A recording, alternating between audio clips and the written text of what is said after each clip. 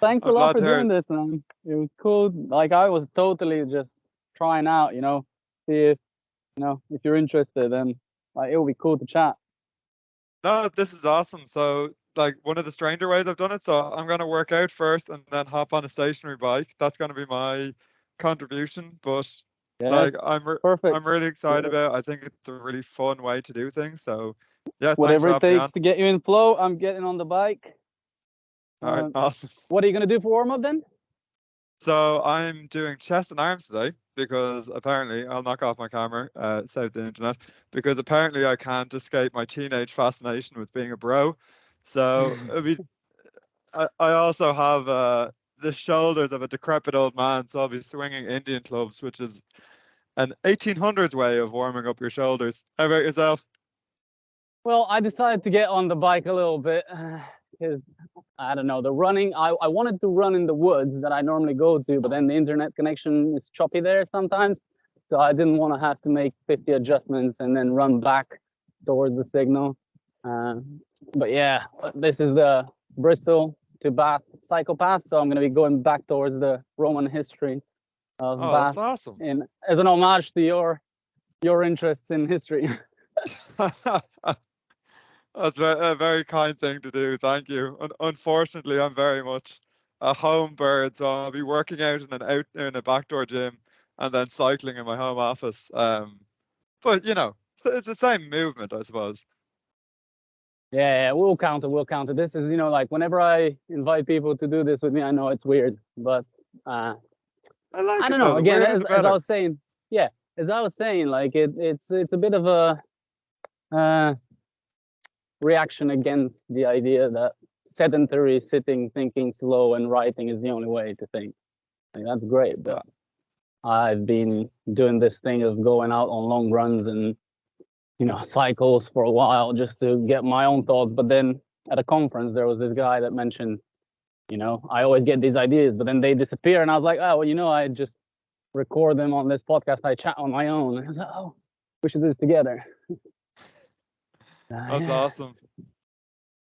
Okay, cool. Right. So I've obviously digested as much as I could of your writing podcast. It's so helpful that you got so many podcasts. So I could just listen and try and obviously ask you questions that are not just about like, give us an intro, give us, everything that's already out there. So hopefully I've got some interesting questions for you. Uh, right. So to start off, like I obviously, as I was mentioning on the email, I was preparing yesterday. I was gonna have like the recording, the road to Conor, like you did the Mhm. road to Ronnie. But yeah, the tech failed me. But it was good to rehearse the questions I want to ask. So like, first things that's kind of on my mind, because obviously you've been going into the hardcore gym that Ronnie's working out at. I'm just interested. I know you talked about it on Iron Coach about like what hardcore is, but if you can just help me out more on the how you approach the when you're going into the documentary, right? Like, don't need to spoil anything, but I'm just as a researcher interested, right? How are you gonna capture what the vibe is, as you were talking about, like what makes the hardcore, what kind of questions you're gonna ask, and the reason why I'm interested is I'm interested in places, right? I look at the gyms Mhm. as places. History, I know, has a slightly different way to look at it, but there's an overlap there.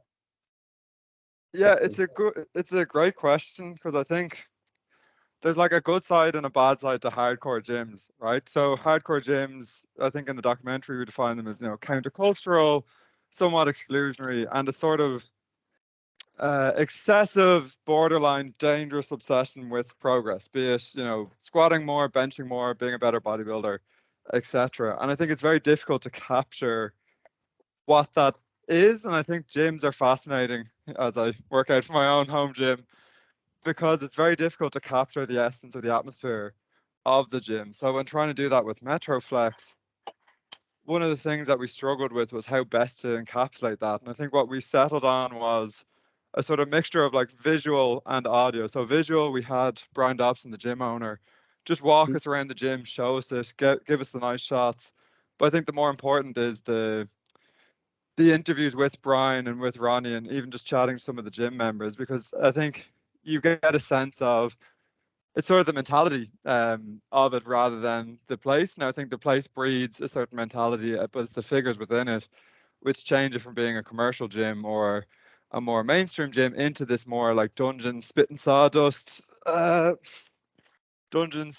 slightly less aesthetic place compared to, you know, your mainstream box gyms that you'd find in the United States.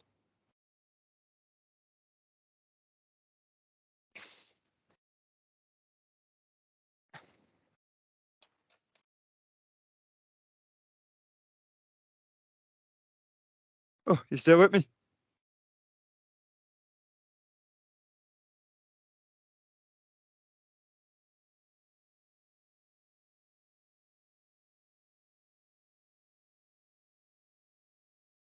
Oh, have I lost you?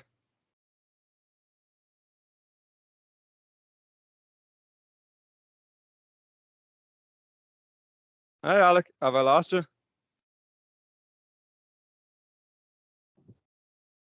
Oh, I hear noise. Yeah, the blood count is the only one on the way, so I'm trying to test it. So I hope I'm back online. Is it working? Yeah, I can hear you again.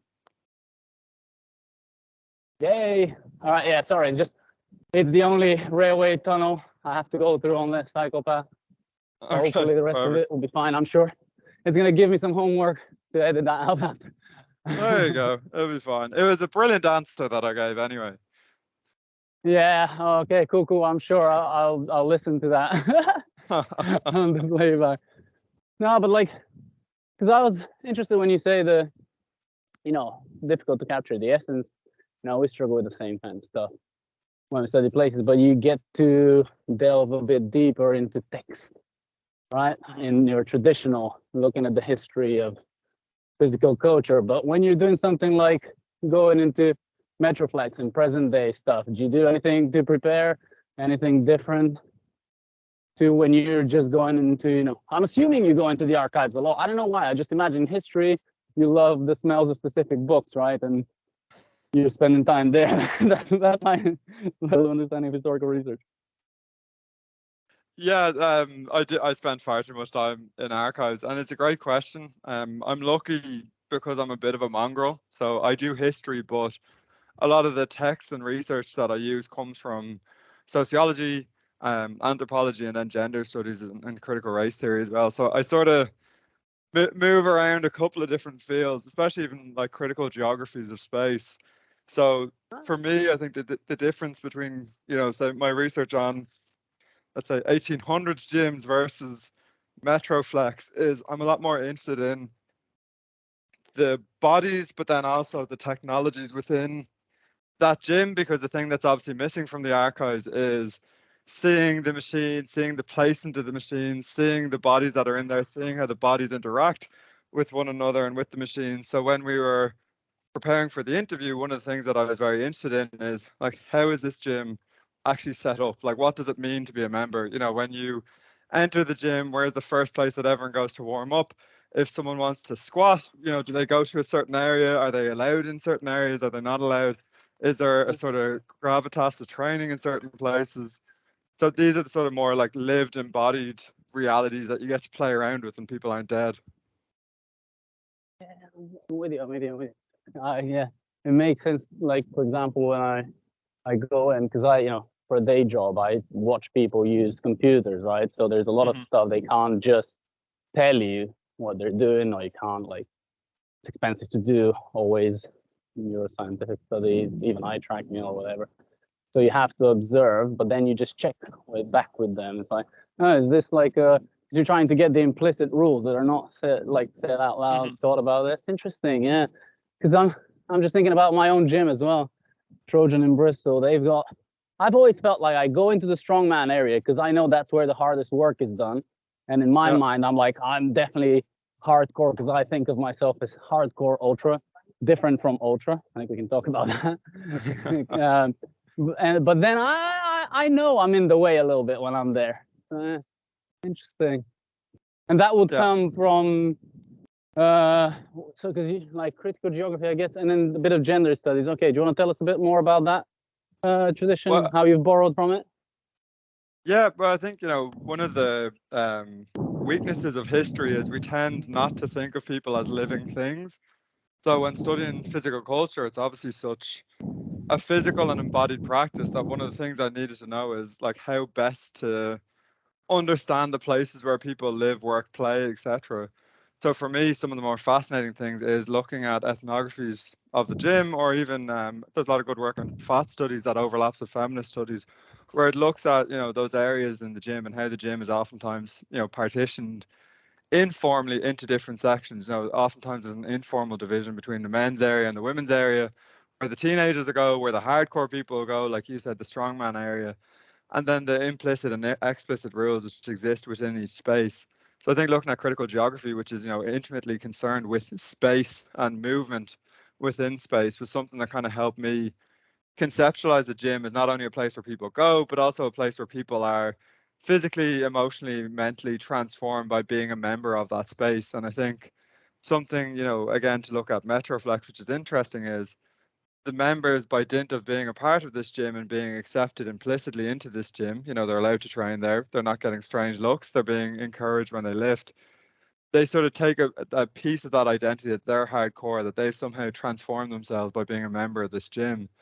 So for me, I think that's where history fell down, because it's very difficult to get a sense of that when you're reading older texts. It's much easier to get a sense of that when you're reading critical ethnographies, where people are looking around the space, but then also interviewing the participants and the members. And I think for me, what makes bodybuilding and fitness so interesting is one's gym or one's place and the practices that they do are intimately written on the body. So, if someone goes to a bodybuilding gym as opposed to a powerlifting gym, both their ideas of what's strong are different, but their bodies are different as well because of the practices that they do within those gyms, and also the technologies, the barbells, the machines, the cardio equipment, etc., that they have access to. This changes how the body looks and also how the body moves. So for me, that's where I needed to branch out into other disciplines, because physical culture, which I predominantly study, isn't a dead practice. People's bodies were changed because of the institutions and the gyms that they were a part of. I guess it's interesting that it's not just that it's not dead. There's definitely a resurgence, I would say. I feel like the ideas that to work out is somehow related to being unintelligent, well, hopefully are reducing. Hopefully they're dying, because I know that like I've been through that many a time.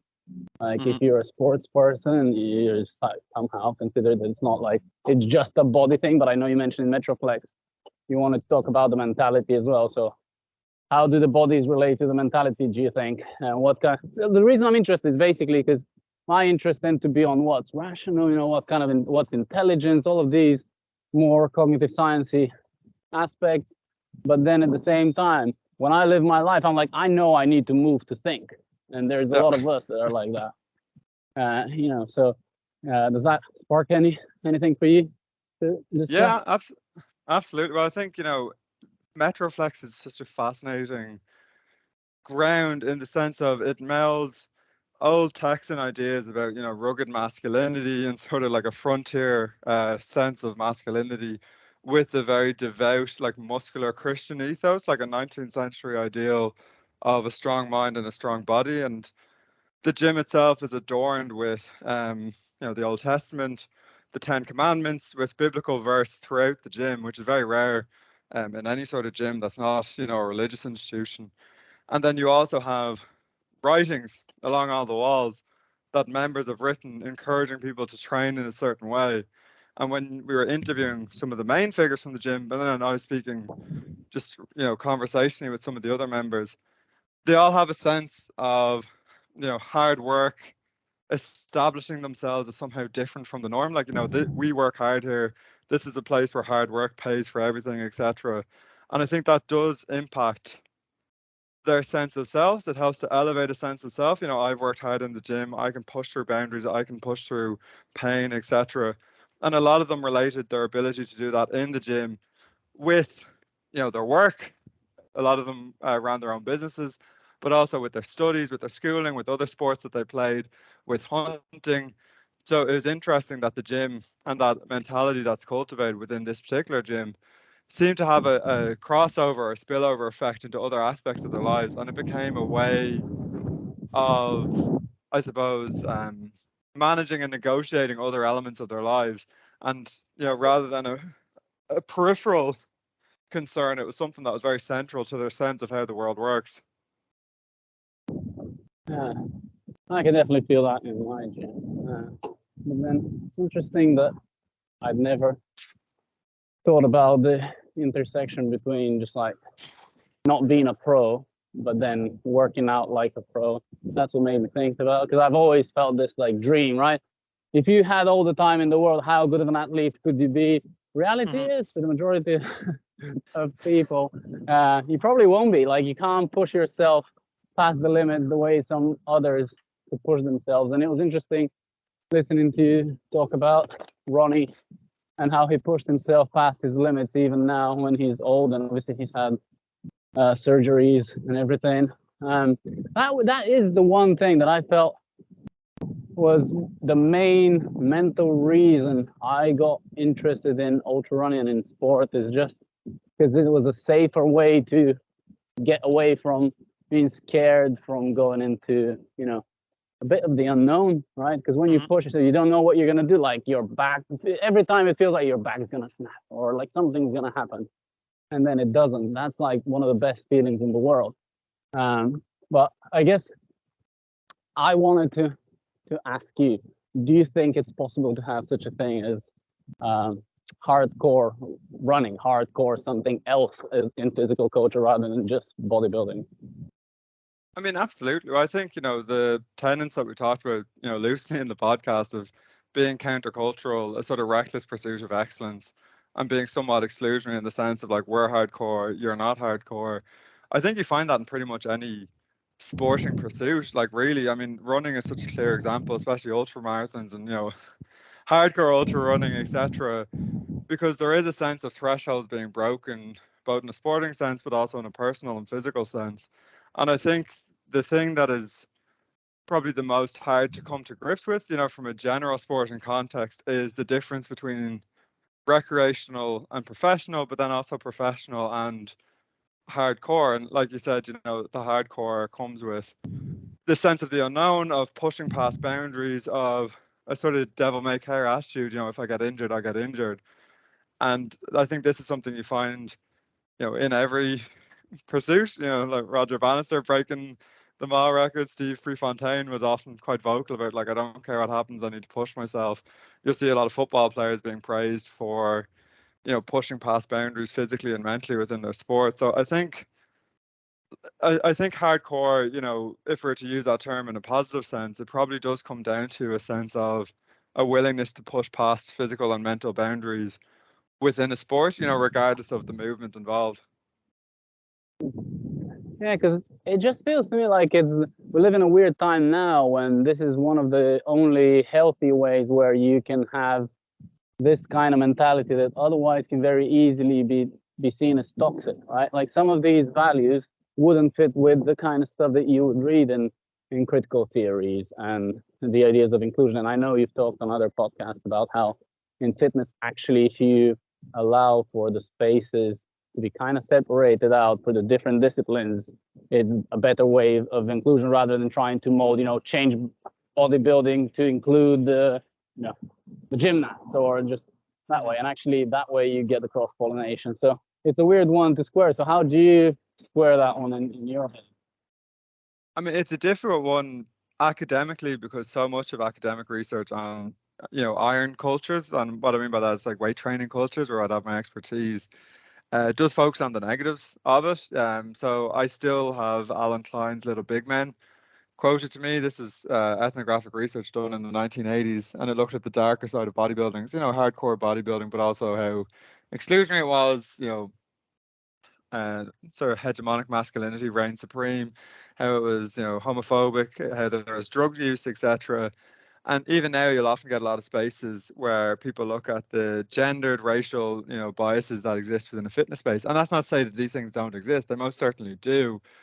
And they often are heightened in hardcore training spaces. But I think there's a disconnect at the moment in the humanities study of contemporary training cultures, where a lot of the participants themselves find a value in it, but a lot of the researchers are heading towards the negatives of it. And I know from personal experience, myself and my parent and some grad students did psychological evaluations of male bodybuilders backstage at a contest, and all they talked about was the brotherhood, the fraternity, how everyone is helping one another. And a lot of the pushback we got was, this is too positive an expression of this sport. We need to focus on the negatives. And our argument was that the negatives have been studied, ad nauseum. We want to just add something new to the body of research. So I think there is a disconnect because so many people find a value in it that I think, humanities research needs to catch up. Now, in terms of cross-pollination, I think something that is useful is opening and widening opportunities for people, because in the past, some of the problems in weight training and sporting cultures came from too rigid a dichotomy. We only do this, you cannot do that. And I think we're in an interesting present moment in the fitness industry where so many more things are being turned into competition. Like there's a wood shopping competition now, which I love watching, etc. But B, there's a lot more opportunities for people to really express themselves with a range of different modalities and push themselves in a range of different ways. And I think for a lot of people, like, there are huge benefits to that. But as researchers, we're not very good at talking about positive things. Yeah. That's definitely what I'm noticing as well. So on the research side, it's like skepticism is the only sign philosophy. Or if you're allowed to say something that is like, oh, this could be helpful for a reason, you're only allowed to take an adaptive perspective. Like, back in the day, the caveman would have really needed bigger biceps to crush nuts. And it's like, well, I don't think that's why people do it now. So like, obviously within psychology, you have positive psychology that may have been at some point seen as a bit of a fad, but then it's spread out into, more mainstream psychology. So like, what's the best, reason why people are doing stuff? And then also, is it actually working? This is something that maybe in the fitness space would make sense, but also straight away goes against the thoughts that, like, I keep seeing that, like, I was even having a discussion with a friend. He was trying to convince me that I'm the same as my dog. I only respond to positive and negative reinforcement. And I was kind of I was actually making the case for my dog more than myself, that we don't give them the benefit of the doubt. But, I think specifically hardcore bodybuilding is the proof that, going towards negative reinforcement can have positive results for you. And the people that realize that, have breakthroughs. I mean, that's not original thoughts, though. There's the guy, Paul Bloom, that studied that in, what do they call it? It was one of his books. It was like, again, what do they call it? Yeah, I'm gonna have to check that one. But yeah, basically he was showing all of the ways in which we do stuff that's not just positive reinforcement, moving you towards that, but you can kind of inflict pain on yourself to get ahead. So yeah, that's interesting. And then also on the cross modalities, I did have a thought. Oh yeah, I've noticed in my gym there is definitely people that work out in so many different ways. And yet, there is older ones that get forgotten. Like, anytime I use the reverse hyperextension from the guy from West Side Barbell, people just only then realize that the machine is even there. It's in the middle of the gym, but they just leave their phones on it to film. And I would have expected in like a very specific, specialist, like in the gym, that people know what they're doing, that they would be using it, because like, I only started using it because my lower back got fucked from running, and then obviously watched a documentary about the guy inventing the machine because his back got messed up. He was trying to work out. So I think it's interesting to think about how we can look back at some of the older stuff that becomes invisible otherwise. I know you've talked about like the different histories of equipment on other podcasts, but do you have anyone that's that's an interesting one to discuss that you're not bored of always bringing up? Like, yeah, I think the reverse hyper in Louis Simmons is a really interesting example because it did have like a cultural moment of being promoted, especially like the late 2000s, early 2010s, and even a few years ago, Rogue Fitness, and I'm actually looking at one in my home gym that I bought because, like you, I have lower back pain. Rogue Fitness did a collaboration with Louis Simmons where they created like a fold-up hyperextension that people could buy, but the movement didn't catch on in the same ways that others did. So a really interesting parallel could be something like Brett Contrails and the hip thrust, where people lie flat on their back and they have a barbell across their pelvis. They thrust upwards with the barbell, and that exercise really broke into the fitness mainstream in a fascinating way. And you still see people do it, especially with the rise of glute training, especially for women. Some of that being problematic, some of it being fine. But I think, if you look at the reverse hyper versus the glute machine, what you're seeing is a difference in branding. The reverse hyper was branded for hardcore powerlifters, hardcore weightlifters, hardcore strength athletes, etc. Versus the glute machine, which was tapping into a very specific idea of what the female body should look like. And then also it tapped into a sort of moral panic that athletes' glutes weren't activating, which I always found funny. I had a friend who could squat 300 kilos and he spent months trying to activate his glutes because he said they weren't activating enough. My argument was if you can squat 300 kilos, everything in your lower body is activating and then some. But it was this real panic among people, around that time. And I think the difference, aside from the marketing, this is for everyone, or this will get you the female body everyone says is ideal, is also then the movements themselves. So something like the reverse hyper is uncomfortable. It is difficult. It is something, going back to your previous point about sort of negative feedback loops, it feels really difficult and it can be painful. And then the benefit comes versus something like a hip thrust, which although is difficult to set up, is pretty simple to do. Like most people can do it and build up to a decent amount of weight. Ooh, excuse me. And I think, there's the ease of use and then the marketing itself explains why a lot of different machines and movements come in and out of fitness. And if you look at some of the most popular and enduring machines that have lasted the test of time, they're the ones that are the simplest to use. They're not necessarily ones that solve a problem. Like the reverse hyper solves a problem. It solves lower back pain to a certain extent. But it's the ease of use, something like a leg press. It's very simple to use. Anyone can use it. You can use it and not physically push yourself. And I don't mean that in a mean way, but I just mean someone can go on and do a very light set, which is very appealing to people who are starting out. So there's a couple of different reasons why, just looking at machines, they come and go in and out of fitness. The marketing is the most important one. Anything from Westside is pitched, like the reverse hyper, as something for, hardcore people. Anything that's pitched towards making you have a better male or female physique tends to sell a little bit better.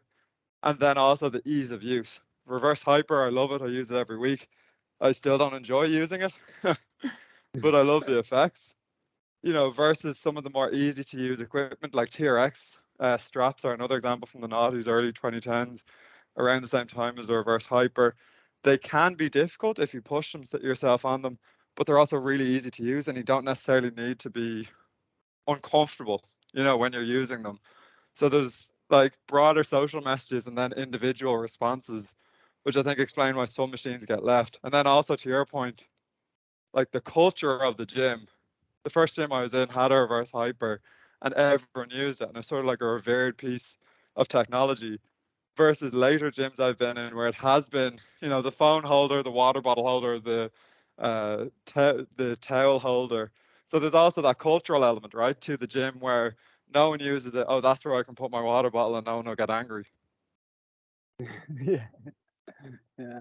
I'm just thinking with this kind of stuff, it made me think about when you said that the idealized physiques are a part, and I definitely wanted to talk to you about just kind of physical culture and how it tends to relate to physical ideas, and specifically historically, right? And I am Bulgarian originally, so if you've got anything, that you've looked at, I know in one of your articles, you did look at some history of the Eastern Bloc.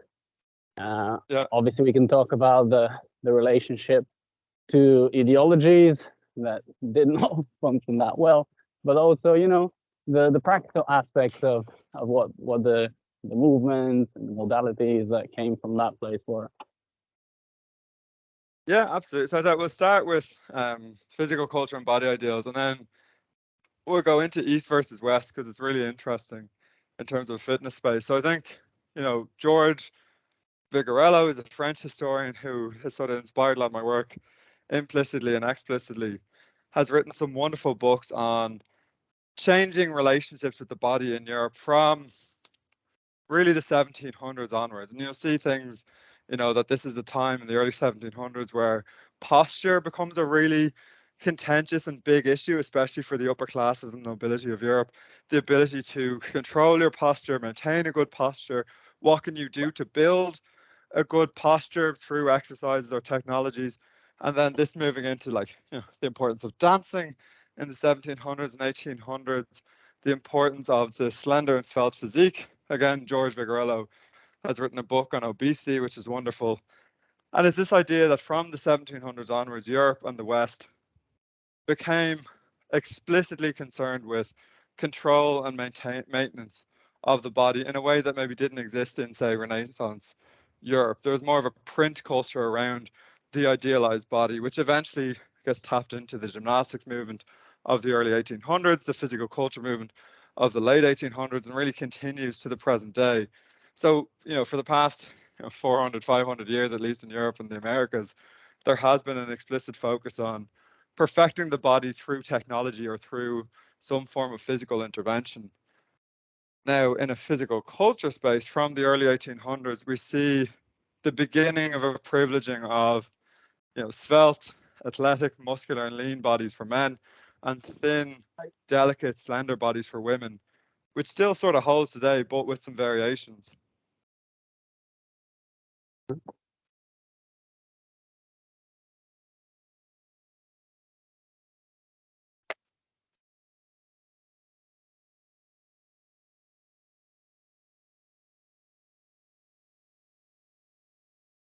you want me to keep going, or I think I may have lost you again? I think I'm back. Right, I can hear you now. Can you hear me? Yeah, I got you. The internet. We imagine it's everywhere, and yet it's not. And yeah, Yeah, but I think I'm back. Okay, don't worry. So I was with you until the slender bodies, and then it cut off. Okay, perfect. Yeah, so slender, athletic, muscular bodies for men, and then slender, delicate, and slim bodies for women. And this sort of trajectory holds with some nuances. By the time we get to the late 1800s, men, and in not every aspect of life, but in a lot of aspects of life, are praised for being overtly muscular and athletic. And this sort of continues right up to the present day. And one of the big game changers for men is the influx of anabolic steroids from the 1940s, 1950s onwards, which dramatically changes what a male physique can look like, but also it creates splintering where some people want to look, chemically enhanced, other people don't. And then the great big intervention for women's bodies is in the 1960s, 1970s, when women's sports become a sort of cultural force again, and also women are brought into weight training cultures. And again, you see a splintering of different ideals for women. And one of the most interesting things for my space is early 1980s bodybuilding. It's sort of slender, athletic, and muscular. Late 1980s bodybuilding for women is very muscular bodies. And the sort of, intensification of muscular ideals for women and the pushback that receives in the 1980s and 1990s is sort of an ongoing fascination for me. But I think, the general trajectory that's set in the early 1800s, it's amplified, muscular and athletic and lean physiques for men, slender, and then in time, athletic physiques for women. It's sort of like two archetypes in our society for these, gendered roles, which still haven't really been shaken. They've been challenged. There's more nuance there, but this is effectively in weight training and fitness cultures the two body types that have become idealized. Interesting, yeah. Because now you definitely see some hybrid and morphin examples when you see, I mean, examples of where ladies' bodies have got to. It's just very fascinating. But then obviously, just wanted to look at the East and West as well. Yeah, absolutely. And I think, this is again a sort of battle of ideas, a battle of identities.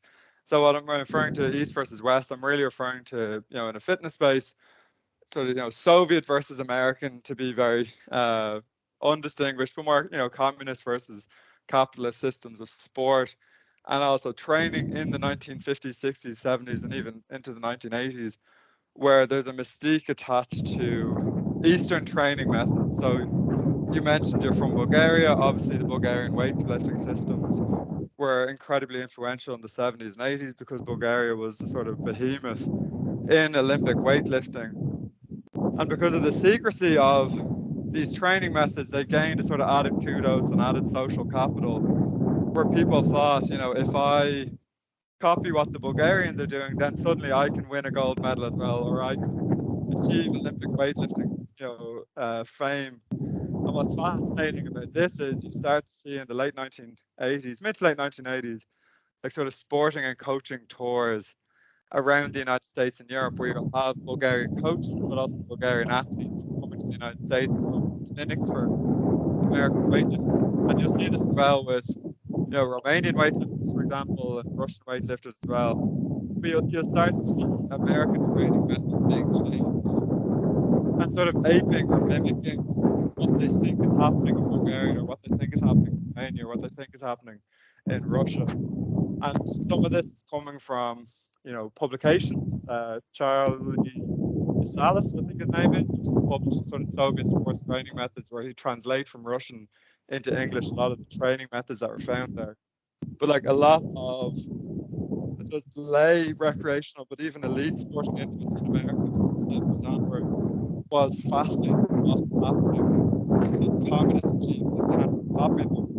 Even, I would say, at times to the exclusion of what was happening in the United States. So a lot of people in 1970s or 80s America would have credited the Soviets with popularizing periodization, this idea of having mesocycles and macrocycles in your training and splitting your training up into different periods of time. But, the reality was the Americans were effectively doing periodization a lot of the time without actually calling it periodization. Suddenly when it had, a sort of Soviet stamp of approval, this is when everyone began to do it. And something that's interesting for me, my current research is on the emergence of Olympic weightlifting for women in the United States. Very fortunate to be interviewing a lot of old weightlifting coaches who would have practiced in the 70s and 80s. And now looking back on it, they all sort of, slap their heads in annoyance because they got sucked into this idea of whatever was coming from the East was better than what's happening in the Americas. And we need to ape exactly what's going on there, and sort of excluding what was working in the US for what they thought was working in Bulgaria, Romania, the Soviet Union now in modern days, and probably China as well. And I think, for someone like me, that's a really fascinating transition because, baked within that, you are seeing broader issues of geopolitical politics, but also going back to our conversation on, the reverse hyper routine, you're getting a sense of what makes a training program trendy, what makes a training program, desirable for people, or a training modality desirable for people. And oftentimes it's not necessarily the effectiveness of it, but the assumed effectiveness of it, or the assumed benefits that are going to come from this particular type of training.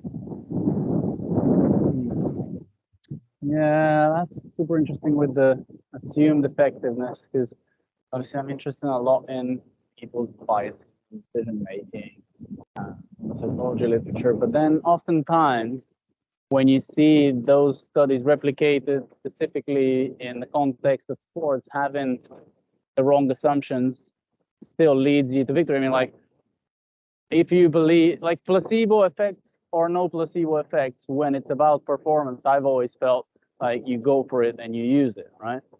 Oh But yeah, it's absolutely. interesting. It's interesting how the mystification of ideas from somewhere else. Uh, what it makes me think about is basically about diffusion of ideas, right? Like so, something pops up in a certain location, how it gets integrated is always interesting, right? And if you say context of sport, it tends to be kind of because of the a bit of the mystique, right? Where do you think that comes from? And I'm probably just having a leading question here because I'm thinking a little bit about the relationship that I've heard you discuss. I think was it? Yeah, it was in one of the papers about relationship between physical culture and the health, but we're talking like alternative medicine kind of health. Mm. Yeah, and I think it's a really interesting thing because as a species, I think we tend to think of the body as objective, and I think especially in a sporting context. So what I mean by this is if we see someone winning or if we see someone achieving something incredible, we think, well, if that worked for them, it'll definitely work for me. Or all I need to do is do what they're doing, take whatever supplements or drugs they're taking, do whatever training they're doing, and I'll benefit from it. And this is something that you often see in complementary and alternative medicine, but more so in a sporting context of the sort of, the magical cure, the thing that's going to definitely cause something to happen. And in fitness spaces, the problem with this is how we've been marketed to for over a century. This idea of anyone can achieve the same things that this individual has done. They just need to buy this product, they just need to do this exercise, they just need to eat this diet. And we're very bad at skepticism when it comes to the body, especially I think because the body is, and it's something that we don't really touch on enough in history, it's such an emotive, text, for want of a better phrase. What I mean by that is because we all have a body, we all live with the body, and a lot of people have been ingrained to be dissatisfied with their body. There is a sense of wanting there to be an escape, wanting there to be an ability to improve one's physique no matter what.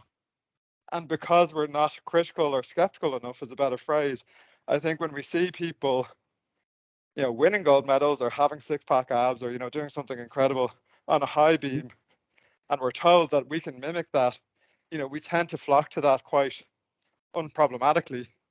And to show the strength of this, there's a wonderful paper by John Fair on the introduction of anabolic steroids into the United States. And this was a time before people really understood the effects of it. And there's one weightlifter in particular whose name escapes me, but he was taking anabolic steroids, but he was also doing a lot of positive thinking and affirmations and visualization.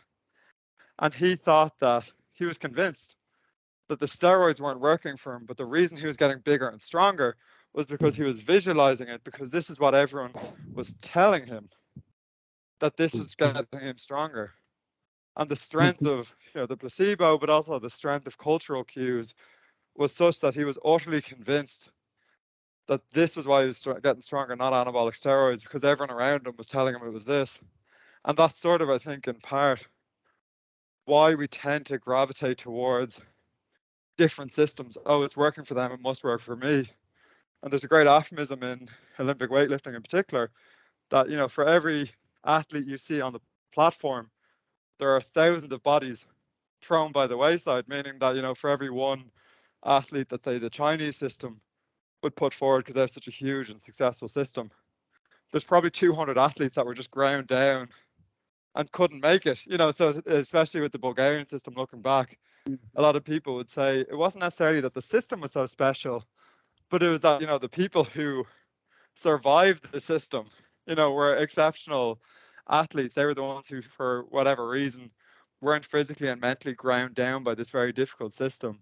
But yet the system was then marketed to everyone as something that they could achieve. Yeah, I can definitely attest to that. That's the when you.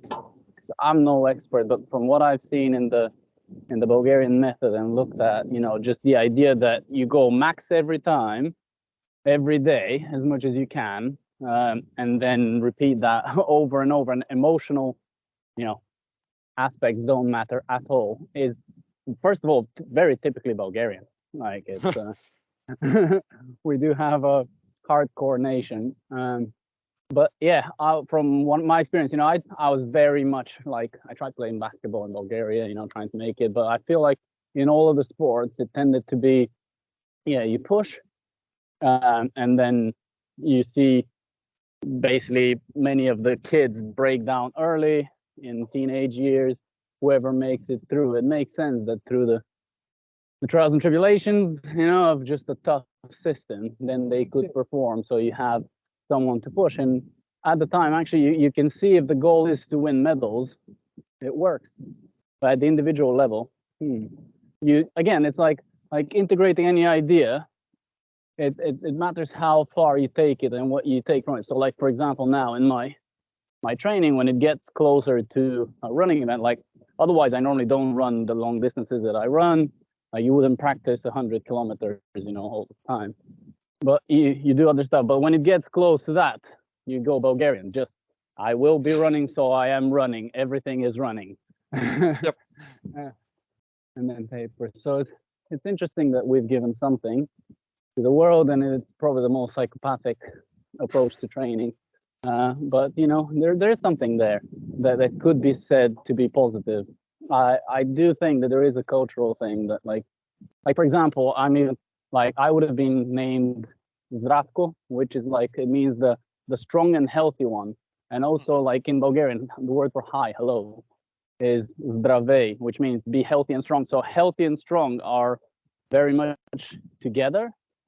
Yep. Like historically, it's not like a novelty thing. But then when you take it to the idea that you take that to its extreme, just to win medals, and someone else thinks that, oh, you know what, for my own like leisurely activity, I'm gonna do Bulgarian style training. Ah, you're gonna get the feeling that you're achieving something until you break down, probably. And there's something I think to that, and it's something I often talk about with my students, because a lot of my students who I teach are going to go in and they're going to be PE teachers, coaches, sporting administrators, and it's just sort of beaten into them, sport is different for different groups, and at elite level sport, unfortunately, athlete welfare is not the primary concern. It's not the primary issue. And I think the athletes themselves often acknowledge that when it comes to elite sports, it is the winning which takes precedence, and that has a lot of problems. Look at the concussion tragedy in the NFL or rugby, etc. But it's also sort of the setup of the game. Now, for recreational sports or for leisure sports or semi-professional sports, athlete welfare, I think, does become a little bit more important. And the problem that we often have is distinguishing between elite and non-elite sport. And this isn't to say that the two are always bridged apart. I have friends who run marathons and they will go in their training from sort of recreational and leisure to elite training, for the few weeks before their races. But at a societal level and a sporting level, we tend to do very badly at distinguishing between, the very specific training that's needed to make someone an Olympian versus the training for someone who just wants to get fit and healthy. And part of the problem is, governmentally, we overfund elite level sport, so it becomes the norm as opposed to these are the top, 5 to 6% of all athletes, never mind the population. Now, the other thing that you mentioned about the lack of balance, I think is particularly fascinating because it's something that, again, looking at fitness cultures, is rarely sold. The idea of balance is rarely sold because it's seen to, I think, add a weakening to, especially anything related to strength, which is seen to be more about, this hardcore macho, pushing past boundaries, etc. And it's funny, a very dominant training paradigm in the 70s and 80s, which is now experiencing a resurgence for reasons that are unbeknownst to me, was high intensity training by Arthur Jones, which is then popularized even more by Mike Mentzer, and then in later decades by Dorian Yates. And this was taking a set to all out failure, and like really all out failure, to the point where there was absolute muscle failure. You couldn't lift the dumbbell or barbell or push on the handle of the machine anymore. But the other element of that, so you had the very, hardcore, absolute failure. No one trains as hard as this. And there's even apocryphal anecdotes about Arnold Schwarzenegger trying to do these workouts with Arthur Jones and then giving up because it was too hard. But the Mm. flip side of that was you do it once and then you might rest a week or 2 weeks and then do it again. But that was the bit that was always underplayed or undersold when describing the system, because it didn't seem to chime with how the fitness industry has traditionally positioned training and pushing oneself, and the sort of ancient Greek idea of struggle making the soul stronger type of ethos. And even someone like Tom Platz, a great bodybuilder known as the Golden Eagle, whose leg workouts, you see them on YouTube, like you might be on a leg extension, you see screaming "kill me" to his spotters, and his squat 400 pounds, for multiple reps. He's seen as one of the hardest trainers, in the history of bodybuilding. But he would say now, oh yeah, like I did those hardcore workouts, once every 2 weeks because I needed to recover. I needed to keep that balance. But again, that's not the bit that typically gets played in the highlight reel, so to speak, because there is this odd sense of when the physical culture movement started, in the 1880s, 1890s, sort of a holistic balance between mind, body, soul, and spirit was promoted as the norm. And that's changed in particular because of how competitive iron, fitness, strength activities have become, where balance gets thrown out the window. First at the elite level, but then I think that often trickles down into, less professional levels. Yeah, you don't get to see the resting. But I guess it's in the landscape that we have of media at the moment. I've just noted that there is a tendency to say, like something is not talked about, but then maybe it is somewhere that we're not aware of. And there is now long form as well. So I'm wondering, if there is going to be more and more seeing of, how these things work in their full spectrum. What I've got in mind is, I watch David Goggins a lot of the times. People think he's just a maniac that's toxic, but the guy stretches for 2 hours of the day because the only way to keep doing what he's doing. But he does talk about it, he just doesn't show it. So maybe just the difference between talking about it and then just the visceral feeling you'd get when you see someone going hard. And it's fascinating. It's always fascinated me with in the context of getting to tell people that want to get into it, and they'll be like, oh, how do I get motivated to do it? And then you get the motivation from seeing someone scream or whatever. But I've always felt that kind of the model of that they've got of how human behavior works is that you're gonna get motivated, then you're gonna think something, then you're gonna act, and then you're gonna feel, like that kind of loop. I've always felt like doing something first to then get the juices flowing, and then you're gonna feel something, then you're gonna think. But maybe that's just a neurodiversity thing with me. But I've just seen that any of my friends, I tell them, just like, have you tried when you don't feel like working out to warm up, and then see if you think differently? And I think that's the step that most people don't take. But that's just, taking us probably too far from discussions about history, very much into. No, well, I mean, it is that old Aristotelian ideal of excellence is not an act, but a habit. And I think, this is something that, again, just looking at sports more broadly, is something that gets downplayed. It is the boring minutiae of what it means to really do a sport, and the idea that you don't need, the Rocky IV training montage every time that you train. Sometimes it is just brushing your teeth, it's getting in and getting out and getting it done, even if you don't necessarily enjoy it. And I think, from a bodybuilding history perspective, to tie it back, something that was very interesting is, the first great bodybuilding movie that pushed bodybuilding into the mainstream, as opposed to pushing bodybuilders into the mainstream, because Reg Park and Steve Reeves were in the Hercules movies in the 50s and 60s, was Pumping Iron. And Pumping Iron was very much, highlight reel training, really charismatic people, etc. Like, it was showing bodybuilding in its most desirable light. And by the time you get to the 2000s, 2010s, pretty much every elite bodybuilder is now producing training DVDs. And because they're individual DVDs, they're not focusing on a particular gym. They focus more on the minutiae. And one of the big complaints of these DVDs was how boring it was, because you'd see Jay Cutler or Ronnie Coleman, for example, and half of the DVD would be them eating or preparing meals or stretching or getting massages or going to physios, etc. And even, looking at someone like, I still remember Jay Cutler talking in one of these DVDs about how much he hated eating. Said, I absolutely hate it. I have no relationship with food anymore. It's a chore and I don't enjoy it. And a lot of people were shocked by this, how, I suppose, concentrated their lives had become. And I think what is interesting, it wasn't that they were doing anything subversive, but inadvertently, I think they were, because they were showing people that high arousal state, screaming, training to absolute limits, etc., was only a fraction of what it meant to be the athlete. And it's interesting that when they showed that, like, actual truthful element to their lives, there was a lot of pushback that it wasn't interesting enough and it was boring. And I think that's a broader cultural cue for what we expect an athlete to be, how glamorous we expect it to be, because these people are held up oftentimes as demigods within their fields. So, like, someone like David Goggins that you mentioned, his highlight reels are him doing incredibly difficult things and giving those, high arousal motivational speeches.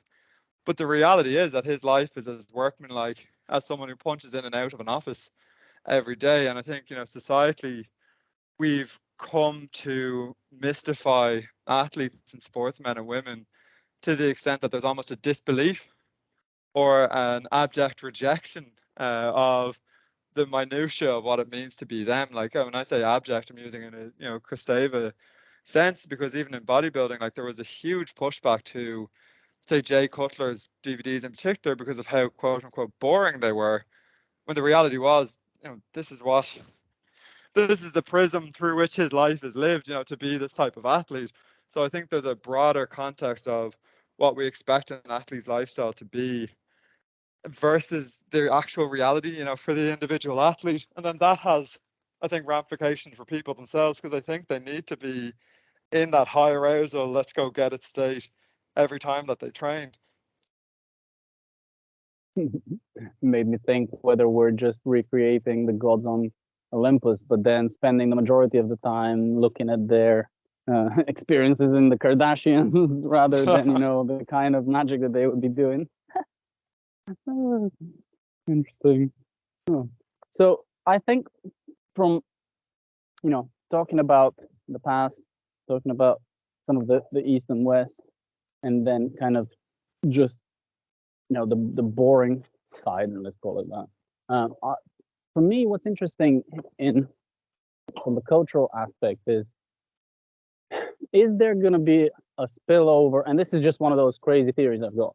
That some of the spill off of learning how to do new things in the physical culture realm online, there is the, imitate and just like, this is how you do it, which seems to be a way easier way than what you would traditionally associate with learning, repetition, all the sorts of, learned aspects, you go to school, you do all of that stuff. Because from my experience, I've definitely felt now I'm a lot more likely to, just the way I would imitate a bodybuilder doing a workout, or using Juji Mufu's books, or Yep. stretch with him on a live stream. And then I'm a lot more likely to do that when I need to fix the car. I'm like, I can YouTube it.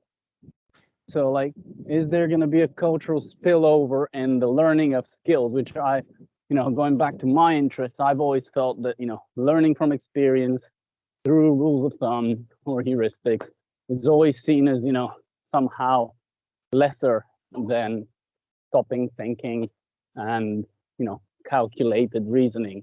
But do you think that from sports we get a clear example of, this is such a leading question, right? I mean, this is my statement.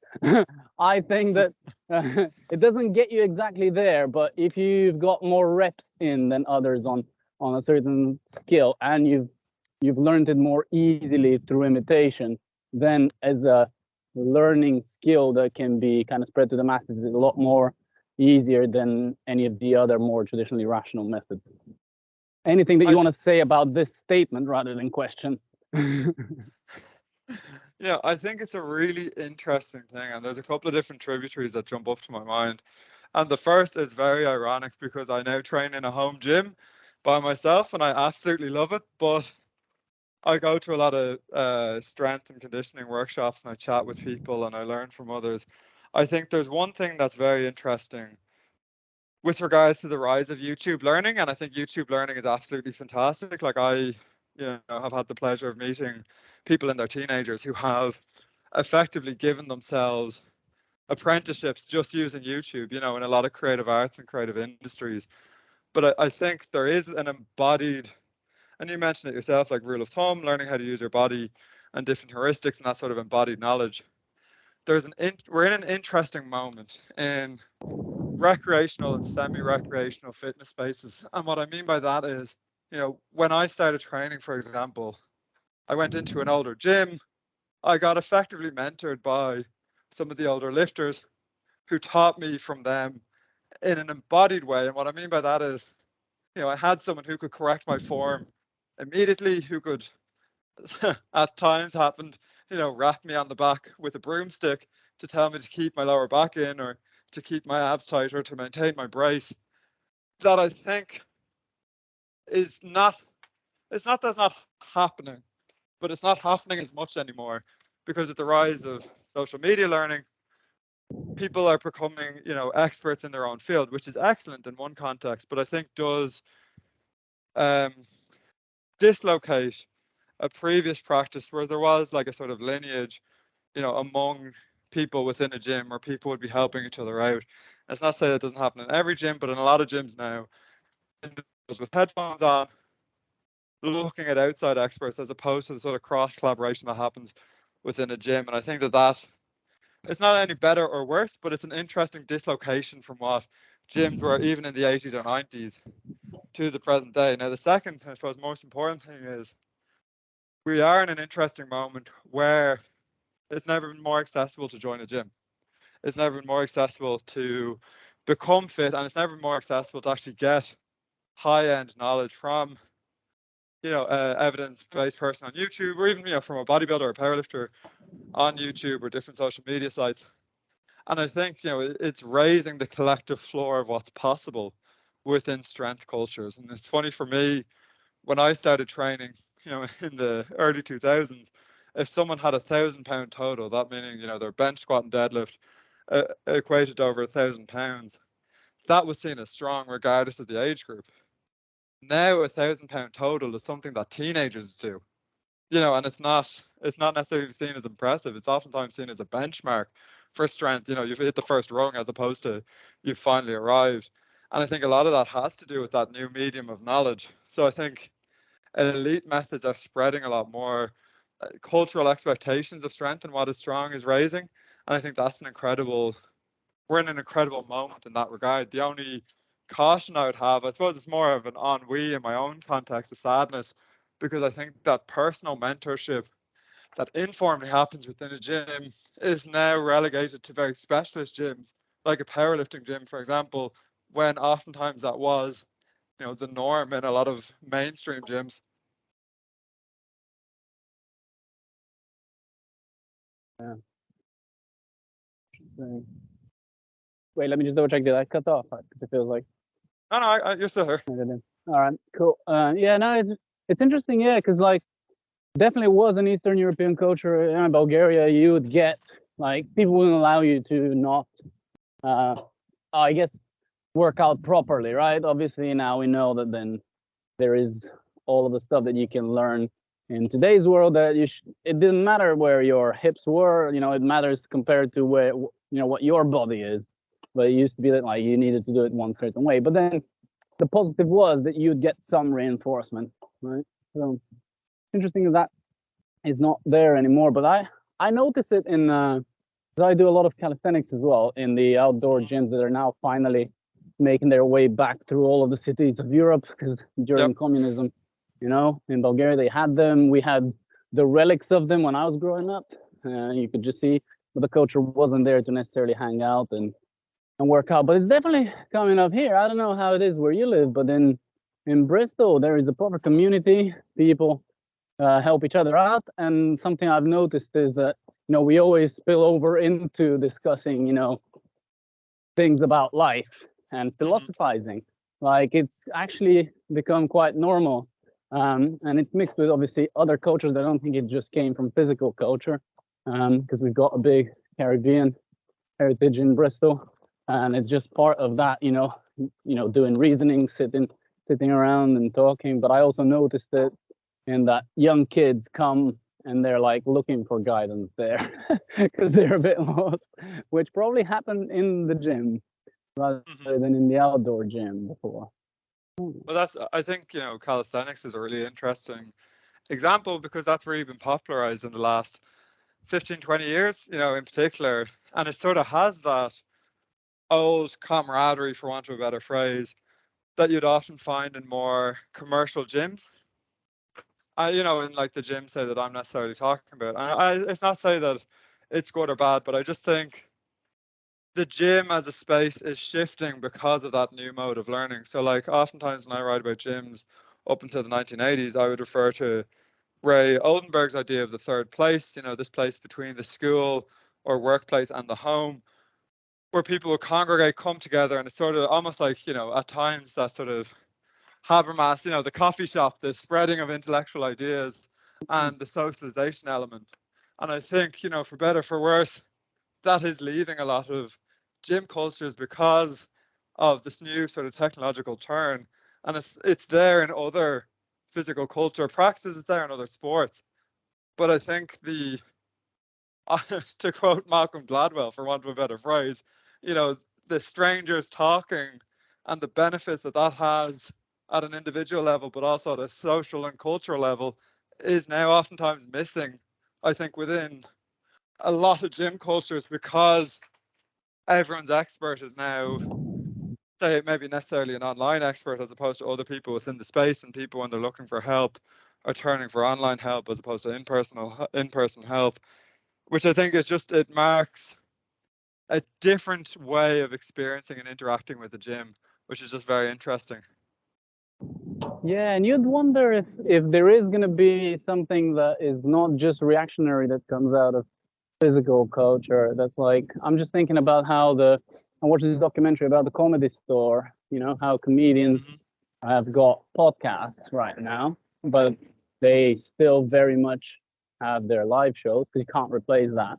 I think it's the same thing, but how they tied the online presence with the physical one is they actually run some shows that are format specifically ran in a specific stage that they now have in the place. So you'd wonder whether there is going to be something like that happening in the gyms. I mean, I know in my gym, not to make it very like nebulous, like it's just there's sticks and stands you can borrow to film stuff. So I guess in a sense that is happening. I was probably going too dramatic, imagining like the Jetsons future. But wait, Jetsons. I don't know if that's like a weird reference. Did you have the Jetsons when you were growing up? The crazy futuristic space. I got you. Don't worry. I know you were more into the history, but I straight away go with my obsession about the future.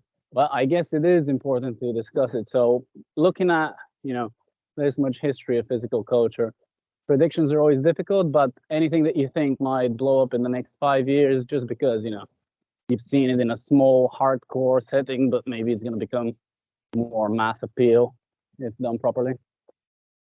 I think, unfortunately, the one prediction that I feel very confident about making is an increased prevalence of anabolic steroid use, just because that's continued to be on an upward trajectory from the 1950s to the present day. So whether or not that will get as much attention, as it probably does warrant is another issue. But I think especially you look at their scattered government and NGO reports in the UK and Ireland, for example, about anabolic steroid use and its connection to social media use and how it's becoming a younger and younger demographic using it.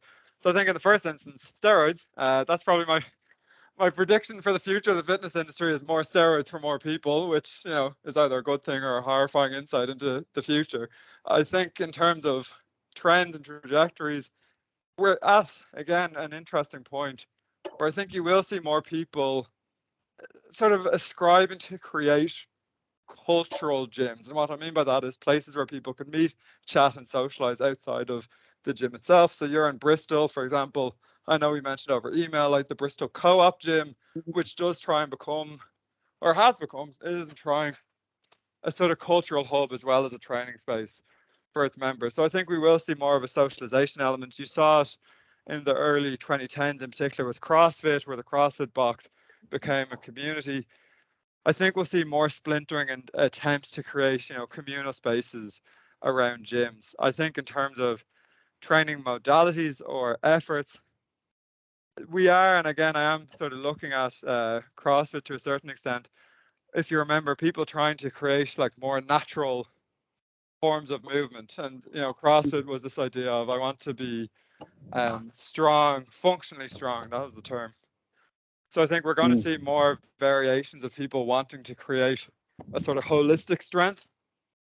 And then the last trajectory, which I think is a sort of byproduct of the longevity movement that we currently see in the West Coast of the United States, is I think we're going to see more trendy upscale places for the middle-aged trainee, and more of a focus on injecting longevity practices into specialized boutique gyms for a sort of, moderately affluent, middle-aged exerciser who's concerned now with longevity and youth. Like I think what's happening in the West Coast and Silicon Valley in the United States, I know they're not necessarily all, exercising and doing heavy squats, but a lot of them are beginning to use exercise as part of their longevity, programs or modalities. And I think that's something that will probably bleed into more mainstream fitness, but sort of targeted at the middle age. So I've given you a couple of different ones. The only one I feel confident about whatsoever is anabolic steroids. Not because I think they're great, it's just unfortunate that's the trajectory of the fitness industry, and then the other two are just, or the other few are just complete shots in the dark. Yeah, it's interesting because with the steroids, I guess they just work, and people just are going to keep doing that. Interesting. But I'm just thinking as well for the kind of places like the Bristol Co-op gym, and hanging out. In one podcast, you're talking to somebody about how in the fitness industry, entrepreneurs like we either work clever to just direct away demand from somebody else. Let's put that very gently, basically stealing customers and getting them there. I'm just thinking one of the things I don't see like happening enough, maybe it's just because I have that need, is those co-working spaces that were all about kind of community and whatever, because they clearly, some of them failed spectacularly. I've always found working from my gym is amazing for me, because then I can just stay pumped, and when I'm doing something that can be utterly boring. I wonder if that's going to be a small niche where you have co-working gyms that's not just for those that lift, and maybe if you're going to be thinking about how to make money, it will be the longevity people like that. Just give a 50-year-old creatine for the first time, and they'll be like, "Whoa, it's this is the best," and then also the risks are quite low, right? I mean, creatine. Interesting. I'm just thinking, my parents got on a health kick after COVID because my dad almost died from it. Like he was just got bad luck of the draw there, but they both like started also supplementing a little bit with just basic things that I've told them. Like when my dad tried a bit of it was just rhodiola to chill out, rhodiola rosea, and he was like, "Is this legal?" I'm like, "Jesus, do you walk around this wired all your life?" That's so incredible. I guess across generations we've normalized some of the stuff, but I wonder, on the longevity front, if that's going to be something that is more generally accepted, because I plan on being an old guy that still exercises. Actually, one of my goals is to be an over 70s ultra running champion, because I think it's the only game in town where I could still have a chance. But you have obviously the historical angle there, right? So longevity maybe going to be at the same level of confidence is going to continue as um, the steroids. I don't know, because didn't it start from there to begin with? All the claims of having a long life, having a better life. Yeah, no, I mean, Eugene Sandow, the first bodybuilder, he often said, I'm laughing as I say it, but he often said he was going to be the first man to live to 100 and be in incredible shape. I'm laughing because he died age 54 of, depending on who you believe, either a brain aneurysm or syphilis, one or the other.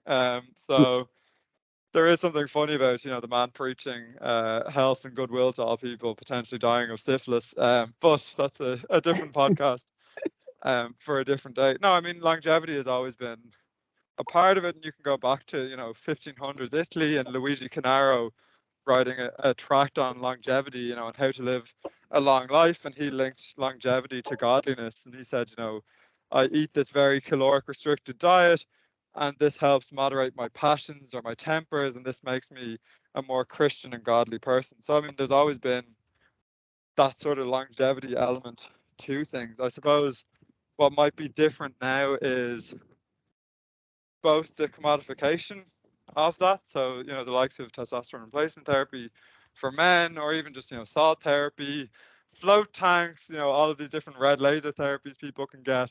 Like, it has become very commodified in an interesting way, and I think it's being packaged now, and this is where fitness usually makes the best strides, for better or for worse. It's packaged as something that is now becoming mandatory as opposed to optional. Like, if you look at the sort of West Coast aesthetic and elite, in the United States, this is the package now that all sort of Silicon Valley CEOs seem to be expected to adhere to. And I think that will trickle down into more mainstream fitness cultures. But going back to your point about, shared workspaces, there is something interesting, this sociological idea of like the McDonaldization of life, sort of the shorthand being you can go anywhere in the world and get a McDonald's. We are seeing that McDonaldization of fitness spaces. When I started training 20 years ago now, the gym was the gym. And I don't mean that in a silly sense. What I mean by that is, you went to a specific place called a gym, and that's where you worked out. Now I can work out in a hotel, I can work out in a university, I can work out in all of these other places that I previously couldn't work out in. And even the fact that a lot of workplaces now have their own private gyms, sports clubs have their own gyms, like, it isn't a silly suggestion to think that we will have a sort of, we work for fitness type space, where you could go one day to work out, but you might go another day just to literally like work, or you might do your workout and then, sit down with your laptop. And I think that speaks to the changing idea of work and spaces, but also the changing idea of fitness, where we are, and we've yet to see a real disconnect in the idea of fitness as mandatory. And I think something that the COVID-19 pandemic brought up, which for a historian like me was so fascinating, was the push to have gyms reopened as mental health spaces. Where people would say, my mental health is suffering. Why should my gym be closed? Because, I'm trying to be healthy, etc. And this is not, don't worry, this is not me about to go on an anti-COVID rant or anything like that. But it's interesting to me because, in the 50s and 60s, for example, going to the gym and training was seen as a deviant behavior. Pumping Iron, the book, which was published before Pumping Iron, the documentary, explicitly talks about the fact that, bodybuilding and weight training practice was seen as deviant. It was seen as a homosexual activity, and that carried a lot of stigma in the United States. It was seen by something that people did who were sort of Neanderthals, the sort of muscle bound idiot, for want of a better phrase, the dumb jock aesthetic. And then, come COVID, it's very respectable professional people saying, I go to the gym because it helps my mental health. And people seemingly, buying into that argument, for want of a better phrase. And for me, that showed just how normalized fitness had become. Because if, heaven forbid, COVID had happened in the 50s and 60s, and you had people saying, well, I need to go to the gym for my mental health, they would have been ridiculed and scorned, and because this is seen as a deviant behavior. whereas now it's seen as something normalized. And I think once it's normalized, it begins to be put into other parts of society, like the school, the workplace, the hotel, maybe now the shared office space, etc. So I can see a new application for the Louis Simmons reverse back extension where you can both use it and put your laptop and phone on it. There you go. It's a standing desk, right? Listen, because normally I've got too many questions, but I just want to make sure I give you the opportunity, like if the conversation made you think about anything else that you want to share, but I didn't ask the question. Well, Go for it. I think something that, and I've often got a lot of pushback on this from other people, but I think something that we don't talk enough about when discussing fitness is the idea of race. Now, again, this is not me about to go on some very weird far right rant, but rather just to say that, fitness has a very racialized past. So if you look at the early 1800s when gymnastics began to be popularized in Europe, it was often tied to a sort of a phrenology ideal, a sort of proto-eugenics ideal of this is a great way of preserving and making healthy the future of the white race. And that became more explicit in the late 1800s and early 1900s when physical culture became explicitly linked to race sciences. And people, I think, often get uncomfortable when I mention the fact that so much of fitness is a racialized space. Like even in bodybuilding, for example, the Mr. America competition, John Fair has written about it with very eloquent detail. This is a place where, black bodybuilders would win, best arms, best chest, best legs, best abs, etc. But they'd win best body part, but lose on the overall because they couldn't countenance awarding a black or an African American bodybuilder, the Mr. America title. And even if you look at bodybuilding or powerlifting, or certainly Olympic weightlifting and the discourses surrounding Chinese athletes in particular, there's a very uncomfortable but consistent undertone of race and racialized prejudice within fitness, which I think oftentimes is only discussed when there is an eruption. And what I mean by that is, during the COVID-19 pandemic and the George Floyd tragedy, the CEO of CrossFit, Greg Glassman, tweeted a number of racist rants about the George Floyd murder, which led to a very interesting period of introspection within CrossFit around what it means to be a person of color within CrossFit spaces. And I think, in terms of the bodies that are valorized or praised, both in an online setting, but even in a lot of like public health settings, we still tend to see an overabundance of attention on the white physique, and certainly the white male physique more often than not.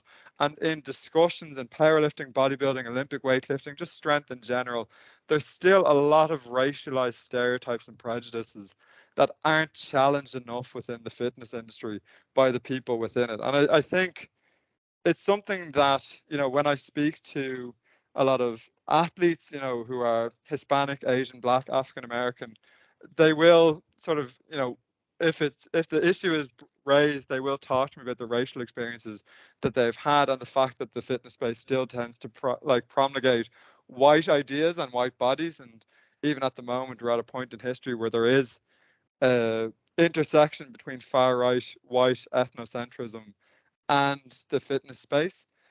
And it's something that has a very long history, but it's something that people are very uncomfortable about talking about. And I think the internet has provided a breeding ground for a lot of these spaces and ideas to continue.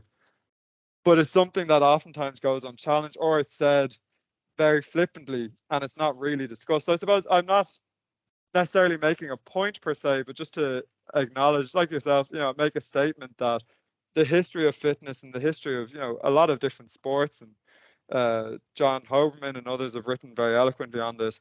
They do have racialized backgrounds and racialized pasts that I think oftentimes get unacknowledged or downplayed somewhat. And I think it's important because one of my great passions is making sport equal for all, and that isn't just an accessibility issue, in terms of making playgrounds and sporting arenas accessible for everyone, but it's the mentality and the ideas and the discourses around fitness accessible for everyone. And I think it's something that within sports we're actually very bad at acknowledging, or there is piecemeal acknowledgements. We have an anti-racism charter, etc., but they don't look at inequities when it comes to how athletes are treated. And I suppose one of the things that's sticking out in my mind is I was speaking to an Olympic athlete, weightlifter, and I'll leave it at that. But she said, she is a black athlete, and in front of all of her teammates, her coach accused her of being lazy, of not working hard enough, of relying on her natural abilities and her natural athleticism to get by, even though she'd already gone to an Olympics prior to this coach, and done very well at an Olympics prior to this coach dressing her down. And she said, as the only black person in the room, I was shocked that this white coach didn't acknowledge how problematic it was for him to A, accuse me of being lazy in front of others, B, talk about me being blessed with natural God-given abilities, and C, no one standing up for me after that or questioning his critique.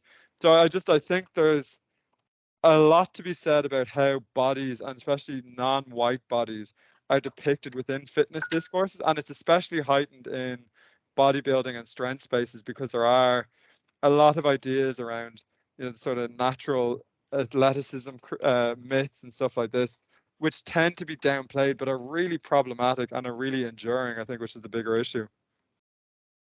Don't leave it at that necessarily. Like it's fine. I don't think you're going on like any crazy rant. That's definitely there, and it's weird how it works, that it's related to the. So anytime you strive for an ideal, it finds a way to become this extreme thing, and you do see these belief systems perpetuated in gyms and in not just in gym culture but generally physical culture. And like sometimes I avoid thinking about them because reality is like I do sports as a form of escapism sometimes. Yep. Yeah, and this is the problem. It's meant to be fun. It's not meant to be serious. Yeah, but I definitely felt like when I was doing the last ultra run, and it's basically become they basically got bought by the triathlon organizers, and I went to that event, and it definitely was very white middle class, but then at the same time I'm stuck in like having some form of like either saying something, feeling a certain way, or then having self-loathing, accepting that I've actually climbed a little bit out of where I've come from a shitty village in Bulgaria and then a post-industrial hellhole town to actually maybe belonging with those people. So it's a really weird one to discuss. It's like, what is the appropriate way to think about it?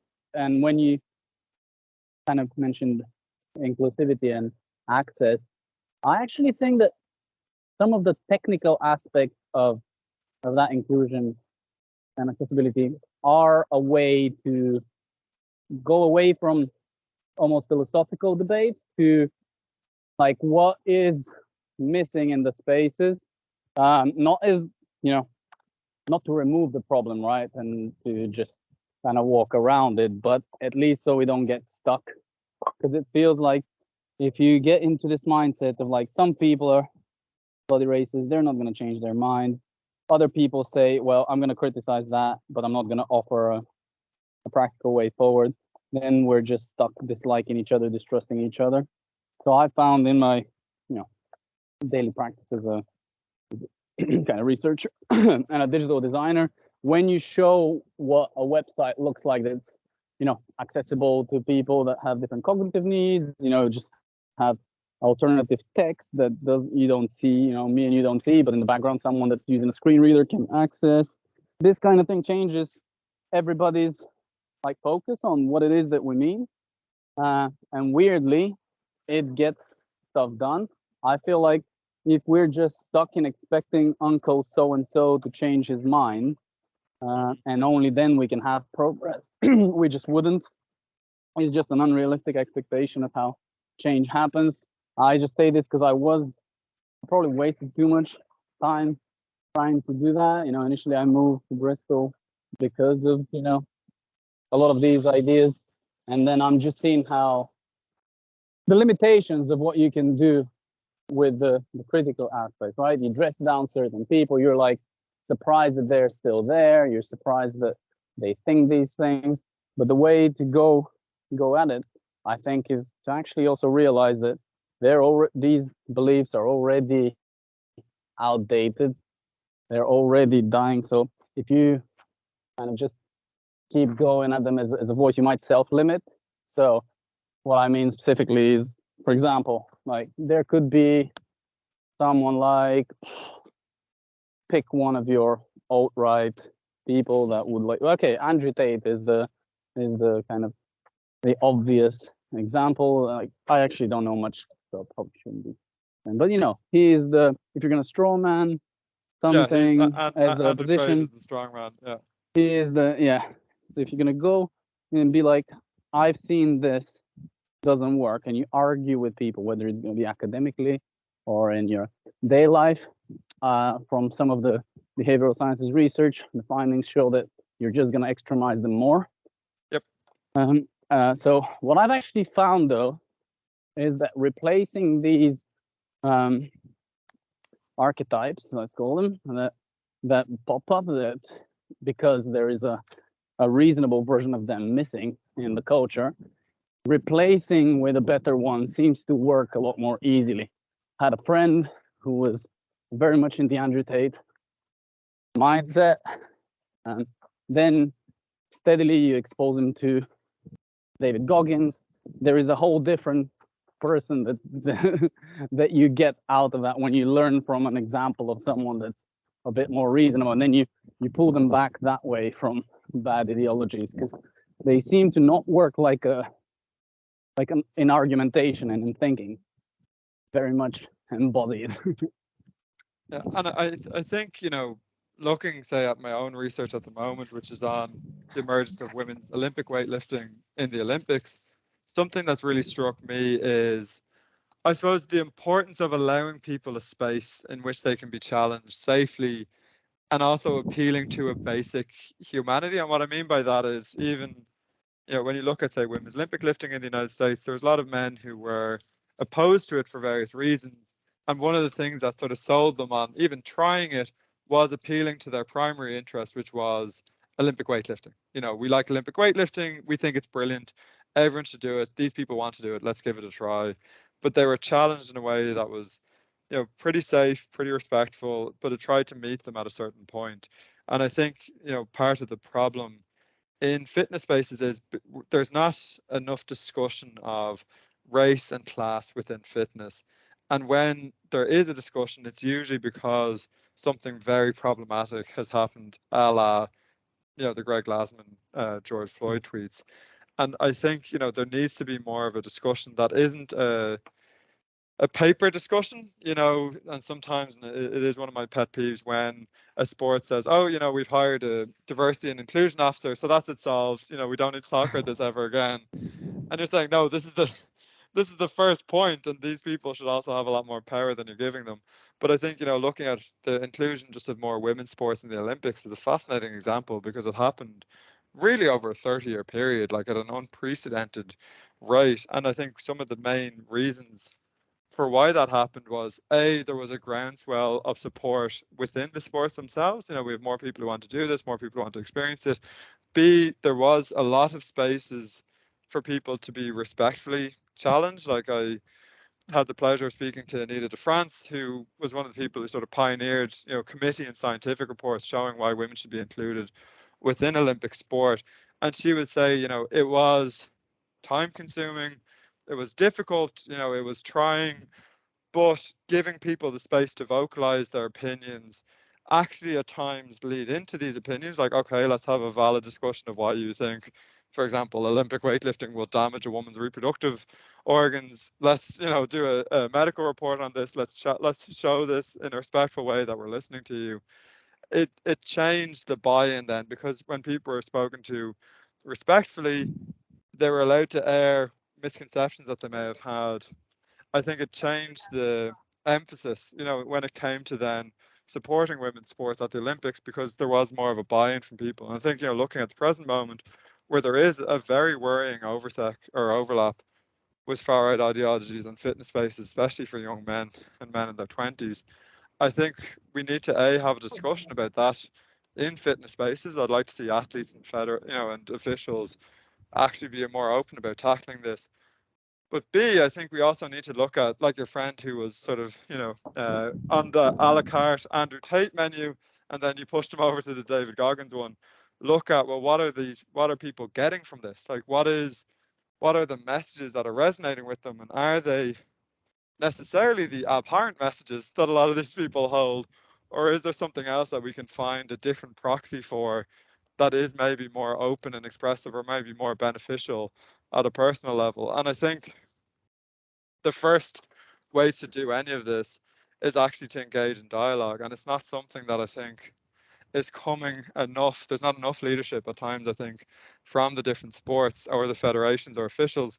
It tends to be put onto the athletes. And again, just to return finally to CrossFit, after the Glassman tweets and he stepped down as the CEO of CrossFit, and they brought in a new CEO, one of the most interesting but it's sort of sad things was a lot of CrossFit gyms, disaffiliated from CrossFit, opened up their new gym and opened them up as inclusive places for Black, African American, Asian, and Hispanic bodies. But that came from the gym owners themselves a lot of the time rather than CrossFit. So you saw people doing really interesting, inclusive things, but doing it without the federation because they didn't feel like the federation was going to back them, or they didn't trust the federation enough.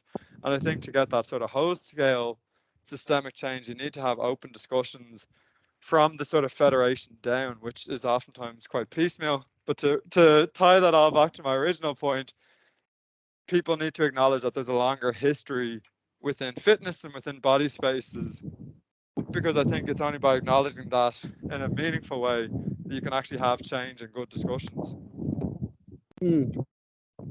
Yeah, and I think the only way that philosophically I've been able to deal with the fact that you can talk about improvement to one's own maximum potential without then saying, well, compared to what? And then if someone's the best, you have to put another group as worse. Is I've looked back at the literature in humanistic psychology, and kind of Maslow, Abraham Maslow. Most people don't realize, that it's not just a pyramid that like managerial textbooks took. He actually never drew a pyramid, but still there was a hierarchy that he discussed. But the point is that when he talked about potential, he didn't necessarily imagine I don't think an ideal one potential that it would be the stereotype male body, but it's like your contextual specific situation to what you've got that would still have levels of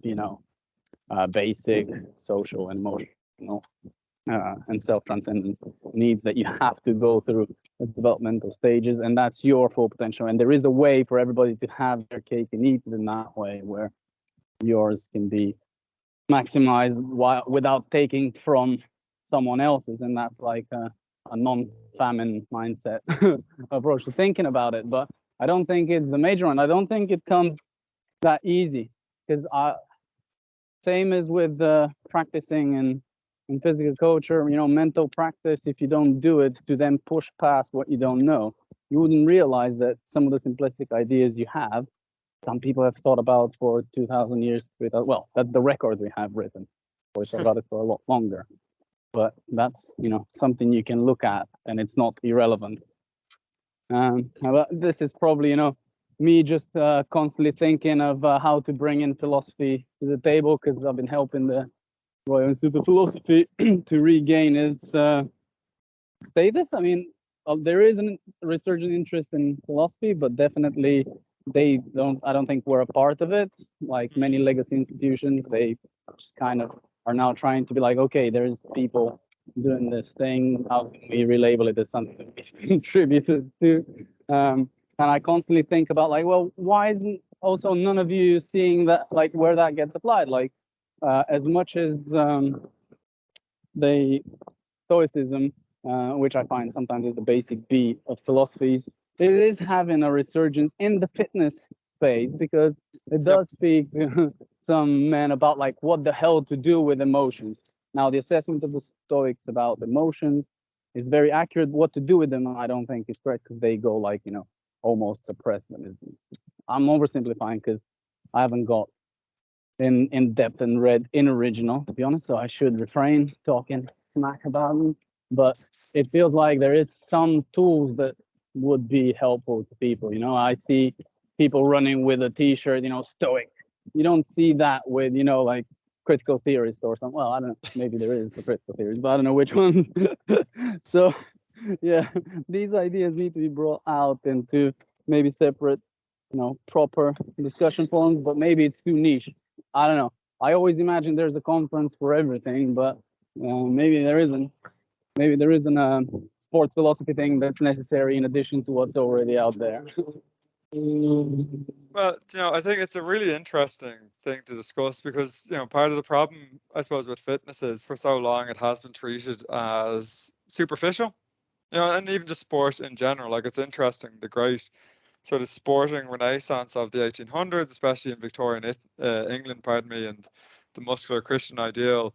They did used to talk about sport in a sort of mind, body, spirit nexus, and this idea of sport improving or at least impacting the individual in a beneficial way. And I think that was taken to a sort of logical, absurd conclusion when you had people seeing war as an extension of sport in Victorian England. But I think there is a shift, and the online space is something that someone like myself, I still struggle to come to grips with how to conceptualize that and talk about its impact, because fitness has now, more so than other eras, I think become like a palimpsest. The sort of architectural ideal of a new building facade on an older building facade, and fitness discourses, because of online media, have become this really interesting palimpsest where they're taking, yeah, like oftentimes a superficial idea of the Stoics and applying that to motivational videos, or even there's a really interesting pipeline from like broader ideas of masculinity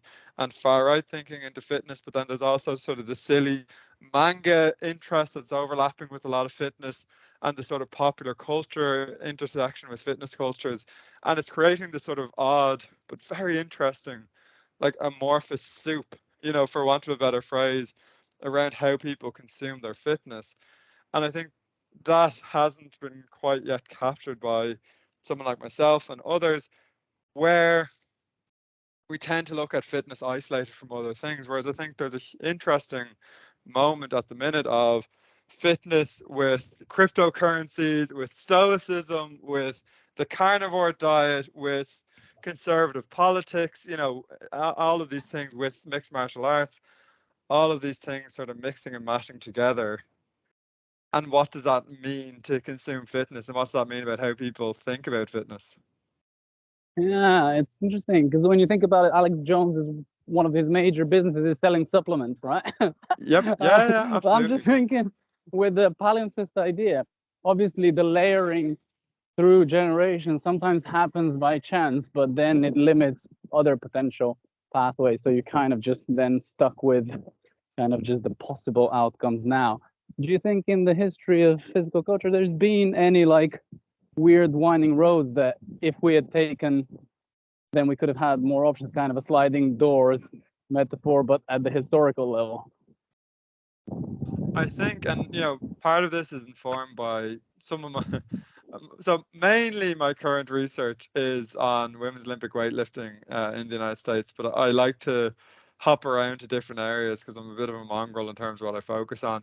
But there was a very interesting moment in the late 1700s and early 1800s where physicians and educators and philosophers were all writing about the impact and benefit of fitness. And there was sort of a little bit of a turf war, for want of a better phrase, between the educators and the doctors as to who would hold primacy over fitness.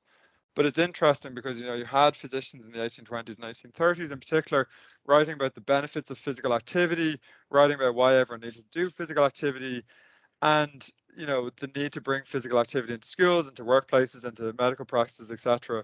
But then that sort of dies off as the educators sort of win out, and a lot of physicians become then skeptical of sporting or physical culture practices, to the extent that in the 1850s and 60s you start to see more and more focus on what's called the athlete's heart. This idea of extreme sport or physical education or physical culture could be dangerous, you'll engorge your heart, and you might damage yourself. And I just think it was a sliding doors moment if, instead of stepping away from fitness cultures, physicians had stepped towards them a little bit more, in that 1850s and 1860s, because it's not really until the 1920s or 1930s, and actually more like being more pragmatic, the 1960s or 70s, that you start to see medical endorsement of fitness and even the extremes of fitness much more. And so there is like a couple of lost decades there in the 1800s and 1900s where there's a stigma attached to fitness. So I think for me, that's an interesting sliding doors moment in the context of, what would have happened if there hadn't been the sort of, medical stepping away, towards sport and fitness in those decades. Yeah. See, I was always thinking about the lost centuries that people don't often talk about because they're just in religious texts. The medieval times. Was there the same as prison workouts, having monk workouts? I don't know what they were getting up to. If they spend this much time just talking about the spiritual, were they actually doing anything? But it seems to be like in every field we go, antiquity. Yeah, and then the 1950s or like 18th century in some fields. When you're a historian, you look much further back. But have you seen anything from that era about fitness at all? It's interesting. Yeah, I mean, like I've dabbled a bit. I won't plug my book, but there's some great work by oh goodness, what's his name? There's some great work on antiquity, but I've literally just finished a wonderful piece on, or a wonderful book on sport in the Renaissance and in the Middle Ages, and his name escapes me, which is terrible because he's sort of one of the doyens of this period, John McClelland. But John McClelland does a really interesting piece where he looks at sport and physical practices in sort of the Middle Ages and then the Renaissance period as well, and showing that like a lot of what we have is diminished, in the context of we don't have a good historical record, but the thing that we do have points towards some form of strength and fitness cultures to a certain extent. And I suppose, the main things that we would look at, or the main things that we would be interested in, is probably like the training of knights, so like the knightly school and how soldiers would have trained.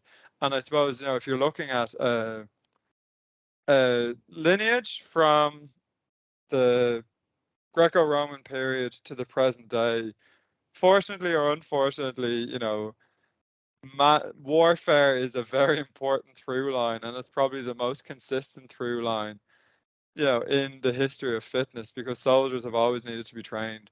The stronger soldiers have always been praised and seen as the most formidable. So I think that's an interesting thing if you think about, we know a little bit about how knights trained and about how soldiers trained during this period. And I think that's where we see the consistency, from old to new is military fighting, for want of a better phrase. Yeah, yeah. I can see how if you have a mindset to exclude any of that violent history from your mindset, you might actually lose out on some stuff. Because, like, let's face it, if you were training to kill people, there is some stuff in the training that probably is decent. I mean, like modern military people, when you see the kind of stuff that they do, they've also had the investment in like mental training and all that stuff. So an interesting thing, but it also made me think about when you mentioned your book, right? It's fine to plug it, absolutely. The history book. I've only managed to read the academic paper you had on the history of physical culture, because I don't know how it works with the academic impact game these days, if you're going to get anything for attending podcasts, but we get a lot of it out of it. So make sure you get your plugs in. And yeah, actually, that's probably the last kind of bit of things I wanted to ask you about, because I want to be respectful of your time. You are doing a lot of appearances on podcasts, and definitely the way you present things resonated with me, because it's not dry. You're passionate about this. So any rules of thumb, anything that I can rip off as an idea from you, go ahead. What's the secret sauce? Thank you for that. Yeah, I don't understand the impact game, which is a dreadful thing to say. I know I'm meant to be worried about something called ref. I've just been told to publish and talk and enjoy it. I think, I'm lucky because I myself, I trained for 2 natural bodybuilding competitions. I train in a variety of ways, 6, 7 days a week. So like I'm lucky in the sense of I get to talk about what I love doing, and fitness is always a really fun space, regardless. It's always weird and wonderful and quirky. I suppose the secret sauce for me is I think really you embracing how strange it is and also being grateful for people who are interested in it. And that for me is the thing which keeps it from being dry, is because everyone has a physical body, everyone has thoughts around their body, and everyone has preconceptions around their body. And digging into that is the thing that I think is the most interesting. Yeah, that's probably a better approach than what I had when I started researching places, because I dreaded the small talk about like, oh, and where you're from, where are you from, Yeah. and then how you. So I turned it into an interesting conversation for me. Yeah, I think we're all doing research in various ways, but that's okay. That's where all the fun stuff happens. Hey, listen, this has been very interesting for me. I hope it's been interesting for you as well to try out a different format. Aside from nearly dropping 100 kilos on my chest when I was benching, it went pretty well. Turns out I can't talk and bench as well as I thought I could, but I can do it well enough, and that's the main thing. Nice one. I got off the bike, so I'm gonna go for a run to wind down and get some food. I managed to make it to Bath, so I'm Awesome. surrounded by the Roman landscapes for a bit.